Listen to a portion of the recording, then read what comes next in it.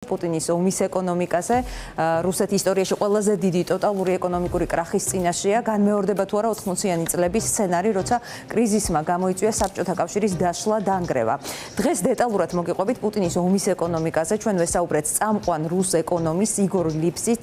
ის ეკონომიკურ მეცნიერებათა დოქტორია, პროფესორი, რომლის ანალიზი მედიებისთვის, პროფესიული წრეებისთვის ძალიან პოპულარულია, რადგან ლიფსიცის თითქმის ყველა პროგნოზი აქამდე გამართლდა.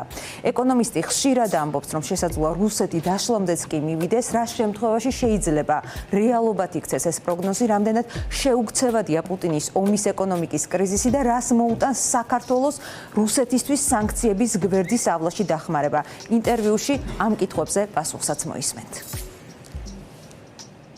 მოგესალმებით ბატონო ლიფსიც, მადლობა რომ გამონახეთ დრო ჩვენთვის და ჩვენი აუდიტორიისთვის.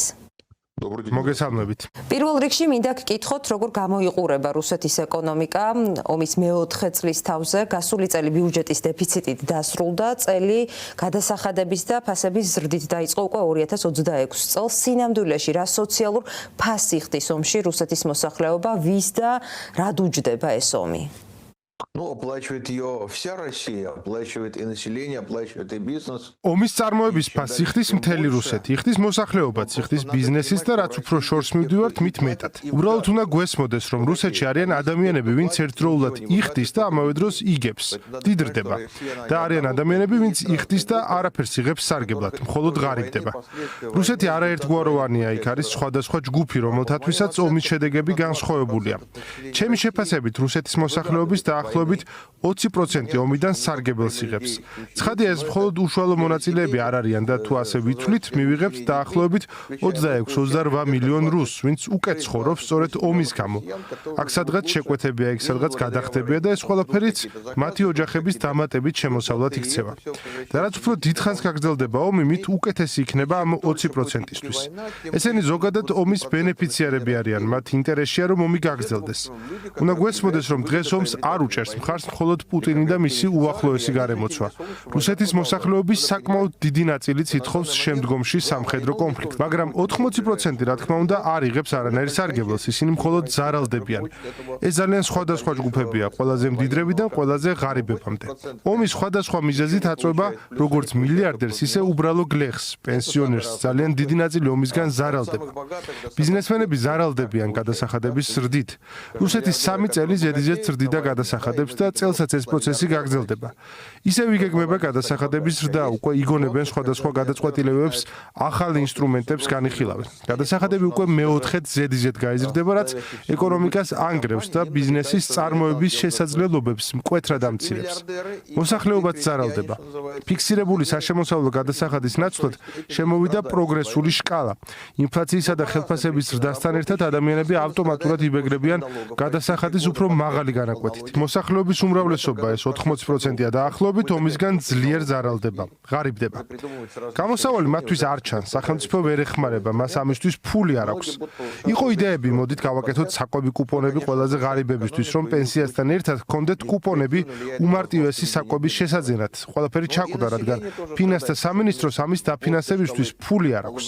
შემდეგ შეიძლება გადავიდეს ძალიან ცუდ ეტაპზე, როცა რუსეთი დაიწყებს მობილიზაციური ეკონომიკისგან მოძრაობას, პროდუქტების ნორმირებული განაწილება, ფასების რეგულირება და საბჭოთა ცხოვრების წესის სხვა გამოვლინებები.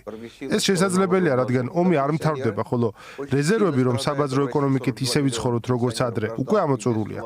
ჩემი შემდგომი კითხვაც სწორედ ამ საკითხს ეხება, ყველაფერს ხომ გააჩნია თავისი ლიმიტები. არსებობს ასეთი ცნობები, თითქოს პუტინის გათვლა, რომ ომი კიდევ დაახლოებით 2 წელს გაგრძელდეს. აქვს კი რუსეთს საამისო ფინანსური რესურსები, ანუ რამდენ ხანს შეიძლება იმუშაოს ეგრეთ წოდებულმა ომის ეკონომიკამ.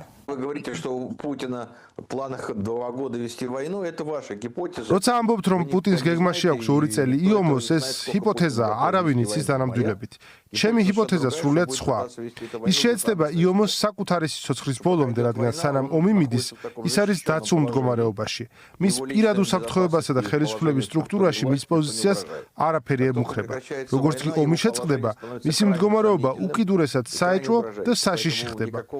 ამიტომ არავინ არავითარი 1-2 წელი არ მესმის რა გათვლაზეა ეს გაკეთებული. ის შეიძლება იომოს რომ თავად გადარჩეს, მაგრამ სხვა მხარეა შეძლებს თუ არა ამას. რუსეთის ეკონომიკა უსასრულოდ ძლიერი არ არის, ყველაზე ძლიერი ქვეყანაც კი თუ რამდენიმე წელი ომშია ძალიან სუსტდება. როგორც წესი გაძლებს მაშინ, თუ ვინმე ეხმარება. მაგალითად, მეორე მსოფლიო ომის დროს ამერიკის შეერთებული შტატები ეხმარებოდა ლენდლიზით. ამან შესაძლებელი გახადა ჰიტლერთან გამკლავება. ახლა რუსეთს რეალურად არავინ ეხმარება. ჩინეთი რუსეთს არ ეხმარება. ეს მნიშვნელოვანია, რუსეთი ყიდის ნავთობს ჩინეთში და იმავე შემოსავლით ყიდულობს რაღაცას ჩინეთისგან. ეს დახმარება არ არის. ჩვეულებრივი ვაჭრობაა. ჩინეთი ფულს არ დებს რუსულ ქარხნებში. ჩინეთი არ გასცემს მთავრობათა შორის კრედიტებს რუსეთის მთავრობისთვის. ჩინეთი არ აძლევს უფლებას რუსეთის მთავრობას თავისი ობლიგაციები გაყიდოს ჩინეთის ბაზარზე. ესეც არ არის დაშვებული. ანუ ჩინეთი რუსეთს არც ერთ იუანს არ აძლევს სამხედრო შესაძლებლობების მხარდასაჭერად. ასე რომ არანაირი მეგობრები და მოკავშირეები, ვინც მხარს დაუჭერდნენ, რუსეთს არ ყავს. რუსეთიც ამას უკვე ღია დამობს. ერთ დროს ლავროვმა განაცხადა, როგორ ულმობელად დაალაგდა ცხოვრება, ჩვენ მარტო ვართ ბრძოლის ველზე და ვინ გიბიძგებდათ ამ ბრძოლის ველზე? თავად შეხვედით, ახლა ნუჩივით. შესაბამისად, რუსეთს მოკავშირე არ ყავს. ალბათ ასეთი სცენარია, ეკონომიკა დაიწყებს დაშლას და მერე ელიტაში გაჩნდება სურვილი შეცვალონ ზედაუფროსები და მაშინ შეიძლება რაღაც მოხდეს. მაგრამ იდეა თითქოს პუტინმა იცის, რომ 1-2 წლის რეზერვი აქვს და ამ 2 წელიწადში აუცილებლად დაასრულებს ომს, არ არსებობს. მან არ იცის, როგორ დაასრულოს ომი. მან რუსეთი შეიყვანა ხანგრძლივ ომში. ყურადღება მიაქციეთ რუსმა პოლიტიკოსებმა დაიწყეს საუბარი, რომ რუსეთს შვევია დიდხანს ომი. აი მაგალითად კავკასიაში ომი 50 წელი გრძელდებოდა, ცენტრალურ აზიაშიც 50 წელი. რუსეთს შეუძლია დიდხანს იომოს. ვიომებთ, სანამ ყველას არ დავიმორჩილებთ, სანამ არ მოვკლავთ და არ დავიფრობთ. მაგრამ ეს რა თქმა უნდა სიყალბეა. ის რუსეთი, რომელიც 50 წელი ომობდა და დღევანდელი რუსეთი ორი სრულიად განსხვავებული ქვეყანაა. მათ შორის განსხვავებაა დემოგრაფიაშიც. რუსეთი არის მომაკვდავი ქვეყანა, სწრაფად შემცირებადი მოსახლეობით, უკიდურესად დაბალი შობადობით. უსასრულო ადამიანური რესურსები არ აქვს. რესურსები აქვს, მაგრამ ხარჯავს. შესაბამისად, რუსეთს დიდხანს ომისთვის ბევრი მარაგი არ აქვს, მაგრამ პუტინი ფიქრობს, რომ ეყოფა. უკიდურეს შემთხვევაში, როგორც თქვი, ის გადაიყვანს ქვეყანას სრულად მობილიზაციურ ეკონომიკას და საზოგადოებასა და ეკონომიკას ჩამოაყალიბებს ჩრდილოეთ კორეის მოდელით. რუსებს ეს ძნელად წარმოუდგენიათ და ცდებიან, რადგან პუტინის უახლოესმა ამხანაგმა მედვედევმა უკვე დაწერა, რომ დროა რუსებმა ჩრდილოეთ კორეელი ერისგან კოლექტიური სულისკვეთება ისწავლონ. მოდით შევეხოთ საერთაშორისო სანქციებსაც, მათ ეფექტიანობას რამდენად დამანგრეველი აღმოჩნდა რუსული ნავთობისა და გაზის სექტორზე დაწესებული საერთაშორისო შეზღუდვები.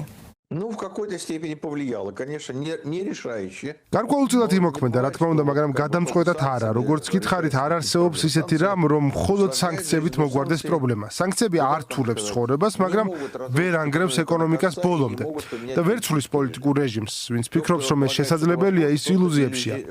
ხედავთ, როგორ არსებობდა ირანი 40 წელი უმძიმესი სანქციების ქვეშ. ხედავთ, როგორ არსებობს კუბა 60 წელი სანქციების ქვეშ. ეს უკვე ღარიბი ქვეყნებია. კუბა კასტრომდე საკმაოდ შეძლებული იყო. ტურიზმის ინფრასტრუქტურით, ლერწმის ექსპორტის შემოსავლებით და ბევრი სხვა რამით, მაგრამ მიუხედავად ნგრევისა, ხელისუფლებაში მაინც დარჩნენ კომუნისტები, როგორც ირანში დარჩნენ აიათოლები. ამიტომ სანქციებით რეჟიმს ვერ ჩამოშლი, მაგრამ მდგომარეობას გააუარესებ. რუსეთმაც სანქციებისგან იწვნია ზიანი. ამას დაერთო მსოფლიო ნავთობის ბაზრის ცვლილება, ენერგეტიკული გარდამავალი პროცესი, ახალი მოთამაშეების, მომპოვებლების გამოჩენა. ამან რუსეთს დიდი სირთულეები შეუქმნა და ეს სირთულეები სწრაფად არ გაქრება, დიდხანს დარჩება. უკვე შეიძლება ითქვას, რუსეთი მომავალში აღარასოდეს მიიღებს იმ შემოსავლებს, რაც ომამდე ჰქონდა. ამ შემოსავლების გარეშე ქვეყნის არსებობა პრობლემატურია. არა მხოლოდ იმის გამო, არამედ იმიტომაც, რომ ომის შეწყვეტის შემთხვევაშიც რუსეთს ექნება უზარმაზარი ხარჯები. მას მოუწევს რაღაც გააკეთოს უკრაინის ოკუპირებულ ტერიტორიებთან, რომლებსაც ჩემი აზრით ის მაინც შეინარჩუნებს. მოუწევს რაღაც მოუხერხოს იმ 100,000-ობით ჯარისკაცს, ვინც იბრძვის და უცნობია, როგორ უნდა დააბრუნონ სამოქალაქო ცხოვრებაში. ესეც გიგანტური ხარჯია. მე ვეცნობოდი თქვენს ინტერვიუებს, თქვენ არაერთხელ გიხსენებიათ, რომ რუსეთის დაშლა არის შესაძლებელი, რა გარემოებებმა შეიძლება მიიყვანოს რუსეთი დაშლის სცენართან. Он возможен в том случае, если совсем наступит финансовая беда у бюджета. ეს შესაძლებელია მაშინ, თუ ბიუჯეტს საბოლოოდ დაარტყამს ფინანსური უბედურება. პრინციპში ეს შესაძლებელია უკვე მიმდინარე წელსაც. მიმდინარე წელი ფინანსურად სრულიად არაპროგნოზირებადია. გასულ წელსაც ეს უკვე ნათელი იყო. რომ ახსნა რატომ ვამბობ? ქვეყანა ამტკიცებს ბიუჯეტს, ფინანსთა სამინისტრო გეგმავს საქმიანობას მხოლოდ 1 წლით ადრე. და ისეთ ცუდად გეგმავს, რომ აი 2024 წლის ნოემბერში დაამტკიცეს 2025 წლის ბიუჯეტი. ჩადეს დეფიციტი დაახლოებით 1,2 ტრილიონი რუბლი. რეალურად მიიღეს 5,6 ტრილიონი, ანუ თითქმის 5-ჯერ მეტი ვიდრე ელოდნენ. ეს ნიშნავს, რომ მათ არ ესმით რა ხდება რუსეთში. ვერ აკეთებენ პროგნოზს, არ იციან როგორ შემოვა ფული და როგორ გავა. ფინანსური სიტუაცია სახელმწიფო სექტორში პრაქტიკულად უმართავია. ფინანსთა სამინისტრო როგორი სახითაც არ უნდა აჩვენებდეს თავს, ვერ ხვდება რა იქნება შემოსავლებში და ხარჯებში. შემოსავლები დამოკიდებულია მსოფლიო ეკონომიკაზე. აქ ვერაფერს იზამ, დამოკიდებულია სანქციებზე. აქაც ვერაფერს გააკეთებ. ამიტომ არ იცის როგორ დააფინანსებს ომს და ქვეყნის ცხოვრებას. წელს დეფიციტი კიდევ უფრო დიდი იქნება. როგორ დაფარონ? უკიდურესად რთულია. პრაქტიკულად უნდა დაფარონ ძირითადად ემისიური დაფინანსებით. ბევრი ფულის ბეჭდვით, რაც სერიოზულად დააჩქარებს ინფლაციას. დაახლოებით ასეთი სურათია. პროპაგანდა კი ვიცი რომ ეკონომიკურ ზრდაზე ლაპარაკობს, სხვათა შორის ასე არის საქართველოშიც. Ну уже какой рост? Нет, они уже рост не говорят. იცით რა, ისინი უკვე ზრდაზე არ ლაპარაკობენ, უკვე ამბობენ სტაბილურობა. რუსი ჩინოვნიკების ახალი ენა ძალიან სასაცილოა. გაჩნდა გამონათქვამები, როგორიცაა მდგრადი უარყოფითი ზრდა, რამშვენიერება, ან მდგრადი სტაბილურობა. როცა ეკონომიკა რეალურად სტაგნაციაშია. ოფიციალური სტატისტიკითაც კი 2025 წელს ზრდა იყო დაახლოებით 1%. 2026 წელს უკეთესი არ იქნება. ანუ ეკონომიკა გაჩერებულია მაღალი ინფლაციის ფონზე. ეს ნიშნავს, რომ ქვეყანა იმყოფება სტაგფლაციის პირობებში. მე ამას 2 წლის წინ პროგნოზირებდი, მაშინ ყველა ამბობდა ეს შეუძლებელია, სამხედრო ეკონომიკა ძალიან სწრაფად იზრდება და გამოათრებს ყველაფერსო. ვერ ამოათრია, იქაც დაიწყო ვარდნა. ამიტომ ხვდებით, რომ რუსეთის ეკონომიკა კლების მდგომარეობაშია. სამოქალაქო სექტორში ეს უკვე არ არის უბრალოდ სტაგნაცია. ეს არის რეცესია, ვარდნა, მაგრამ ინფლაცია არ ნელდება, ჩქარდება. ეს უკვე არა მხოლოდ მონეტარული ინფლაცია, არამედ ხარჯების ინფლაციაა და სახელმწიფო აქტიურად მონაწილეობს ზრდის მოსახლეობისთვის ყველაფრის საფასურს, სასამართლო მოსაკრებლიდან და ბაჟიდან დაწყებული, კომუნალური მომსახურებით დასრულებული. ეს რუსებში შიშს იწვევს. ისინი ვერ ხვდებიან როგორ იცხოვრებენ ამ ფასებში. წლის დასაწყისში იყო უცნაური განცდა. რუსებმა მასიურად დაიწყეს ვიდეოების გადაღება, ერთგვარი ფლეშმობი. პირველი რა ფასებია. და ეს დღემდე არ წყდება. მეორე ფლეშმობი იყო როგორ კვდება მცირე ბიზნესი გიჟური გადასახადების გამო. სურათი ასეთია, მაგრამ სხვა არაფერი შეუძლიათ. იდება ვიდეოები საკუთარ დარდზე, პრობლემები მძიმეა. ვიდეო ბევრი, მაგრამ შედეგი არა. ანუ ლეგენდა ან ანეკდოტი სულაც არ არის ის ცნობები, რომელიც მაგალითად რუსული პროტეზების წარმოების ზრდაზე გვხვდება ჩვენ მედიაში? Нет, это правда. არა, ეს მართალია. რუსეთის მთავრობა ამით ამაყობს, რომ რუსეთის სახელმწიფო მსოფლიო ლიდერია პროთეზების წარმოებაში და კითხვა, რატომ არის ქვეყანაში ამთენი პროთეზი, საერთოდ არ განიხილება. სამაგერო ჩვენ ვაწარმოებთ მეტ პროთეზს და თან იზრდება ბრუნვები დაკრძალვის ბიზნესშიც. ეს როგორი ბედნიერებაა. რომ განვიხილოთ ქართული კონტექსტით, საზოგადოებაში არსებობს კითხვა, ეხმარება თუ არა საქართველოს რუსეთ სანქციების გვერდის ავლაში. უკრაინაში ომის დაწყებიდან საქართველოს ექსპორტი DST-ს ქვეყნებში ფაქტობრივად გაორმაგებულია 2 მილიარდიდან 5 მილიარდ დოლარამდე. დიდი წილი აქედან მოდის ავტომობილების რეექსპორტზე და არსებული მონაცემებით დიდი ნაწილი საბოლოოდ სწორედ რუსეთში რჩება. ასევე ეჭვებს აღძრავს ნავთობპროდუქტების რეკორდული ექსპორტი საქართველოდან, როცა ქვეყანა ნედლეულს თავად არ აწარმოებს. არსებობს ეჭვი, რომ ეს რეალურად რუსული ნავთობია, რომელიც ქართული ექსპორტით გადის. აი როგორ აიხსნება ეს გარემოებები? Но это все абсолютно не ново. ეს საერთოდ არ არის ახალი. ხდება, რომ სახელმწიფო იქცევა გამტარ ქვეყნად. ეს არც ახლა დაწყებულა, იყო ჯერ კიდევ 1990-იანებში. მაგალითად, იყო მომენტი, როცა ლატვია, რომელსაც არ აქვს ფერადი მეტალები, გახდა ფერადი მეტალების უმსხვილესი ექსპორტიორი მსოფლიო ბაზარზე. რაც შეიძლებოდა რუსეთში მოეპარათ ფერადი მეტალებიდან, ლატვიის გავლით გადიოდა ლატვიური მეტალების სახელით. ლატვია გახდა სპილენძის უმსხვილესი ექსპორტიორი. ეს იგივე ისტორია. არის ქვეყნები, რომლებიც ერთ ეტაპზე იწყებენ რუსეთზე პარაზიტირებას და ფულის კეთებას. ეს ცუდი ვარიანტია, რადგან ეს არ ქმნის საკუთარ მდგრად ეკონომიკას. ეს კონიუნქტურული მოდელია. მანამდე სანამ ვინმე არ გამოგიჭერთ და არ დაგსჯიან სანქციებით, რომ რუსეთს ეხმარებით სანქციების გვერდის ავლაში. თქვენ გამოგიჭერენ, დაგსჯიან და თქვენს პრობლემაში აღმოჩნდებით. როგორც ჩანს, საქართველოს მთავრობამ გადაწყვიტა ითამაშოს მეგობრობა რუსეთთან და ამით გამოიმუშაოს რაღაც ფული. მაგრამ ეს არ არის შოშტვეტელი ისტორია. სჯობს თანამშრომლობა სერიოზულ მოთამაშეებთან. ლოგიკა დღეს ვიმუშაოთ სანქციების გვერდის ავლაზე, დავეხმაროთ რუსეთს და წელს ბევრი ფული ვიშოვოთ, მოკლევადიანია და გრძელვადიანად არაგონიურული. ეს შეიძლება დასრულდეს საქართველოსთვის დიდი უბედურებით, როცა საბოლოოდ სანქციებს დაუწესებენ უკვე თვით საქართველოს იმის გამო, რომ ის რუსეთს ეხმარებოდა ევროკავშირის სანქციების გვერდისავლაში.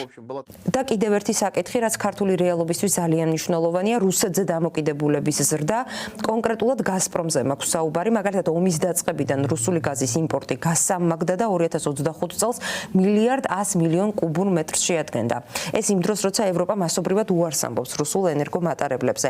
რაზე მეტყველებს ეს ფაქტი თქვენი აზრით და რა რისკები მოაქვს ქართული ოცნების და ბიძინა ივანიშვილის მსგავს პოლიტიკას საქართველოსთვის? აბსტრაქტულად რუსეთიდან გაზის მოხმარების ზრდა შეიძლება სასარგებლოც იყოს საქართველოს ეკონომიკისთვის, რადგან რუსეთი დღეს ძალიან ცუდ მდგომარეობაშია.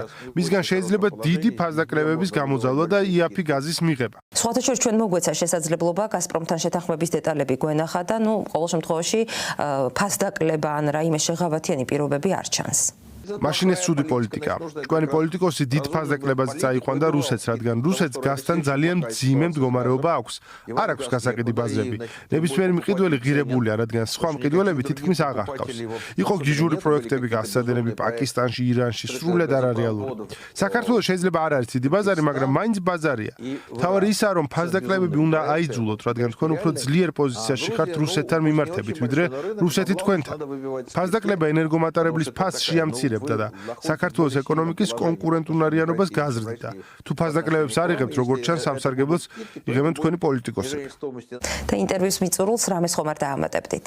ოლივე საუკეთესოს გისურვებთ საქართველოს მოსახლეობას. ვიმედოვნებ, რომ თქვენ მაინც გადალახავთ თქვენს პოლიტიკურ კრიზისს და იპოვით კონსენსუსს, რომელიც საშუალებას მისცემს მრავალტანჯულ ქართველ ხალხს მშვიდად იცხოვროს, კარგად განვითარდეს და მიაღწიოს კეთილდღეობას. დიდი მადლობა თქვენი დროისთვის.